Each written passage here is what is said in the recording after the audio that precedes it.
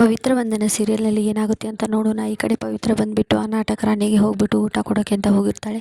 Madam, ನನ್ನ ಮೇಲೆ ಯಾವುದೇ ರೀತಿ ನಿಮಗೆ ಕೋಪ ಇದ್ದರೂ ಕೂಡ ಊಟದ ಮೇಲೆ ಆ ರೀತಿ ತೋರಿಸ್ಬಾರ್ದು.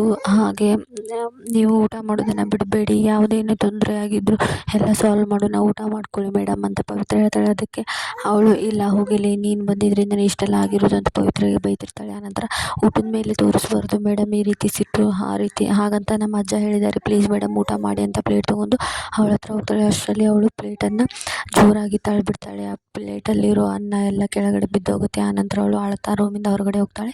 ರೂಮಿಂದ ಹೊರಗಡೆ ಹೋದ ತಕ್ಷಣ ಅಲ್ಲಿ ದೇವ್ ನಿಂತಿರ್ತಾನೆ. ದೇವ್ ಊಟ ಮಾಡಿದ್ರಾ ಅಂತ ಕೇಳ್ತಾನೆ. ಅದಕ್ಕೆ ಅವಳು ಸುಮ್ಮನೆ ಹೋಗ್ತಾಳೆ. ನೀವು ಊಟ ಮಾಡಿಲ್ಲ, ಆದರೆ ನನಗೆ ಹೊಟ್ಟೆ ಹಸ್ದಿದೆ ಅಂತ ಜೋರಾಗಿ ಕಿರಿಚಾನೆ. ಹಾಗೆ ಪವಿತ್ರ ಮುಂದೆ ಹೋಗೋದು ಅಲ್ಲಿಗೆ ಸ್ಟಾಪ್ ಮಾಡಿಬಿಟ್ಟು ಹಿಂತಿರುಗಿ ಬನ್ನಿ ಊಟಕ್ಕೆ ಕೊಡ್ತೀನಿ ಅಂತ ಕರ್ಕೊಂಡು ಹೋಗ್ತಾಳೆ. ಹಾಗೆ ಊಟಕ್ಕೆ ನೀಡಿ ದೇವ್ಗೆ ಕೊಡ್ತಾಳೆ. ಹಾಗೆ ಡೈನಿಂಗ್ ಟೇಬಲ್ ಮೇಲೆ ಕೂತ್ಕೊಳ್ತಾನೆ. ಆಗ ಅವಳು ಊಟಕ್ಕೆ ನೀಡಿಬಿಟ್ಟು ಹೋಗ್ತಿರ್ತಾಳೆ. ಆಗ ದೇವ್ ಹೇಳ್ತಾನೆ, ನೀವು ಊಟ ಮಾಡಿಲ್ಲ ಅಂದರೆ ನಾನು ಕೂಡ ಊಟ ಮಾಡಲ್ಲ, ಬನ್ನಿ ಊಟ ಮಾಡೋಣ ಅಂತ ಕತೆ. ಇಲ್ಲ, ನೀವು ಊಟ ಮಾಡಿ, ನಾನು ಆಮೇಲೆ ಮಾಡ್ತೀನಿ ಅಂತ ಪವಿತ್ರ ಹೇಳ್ತಾಳೆ.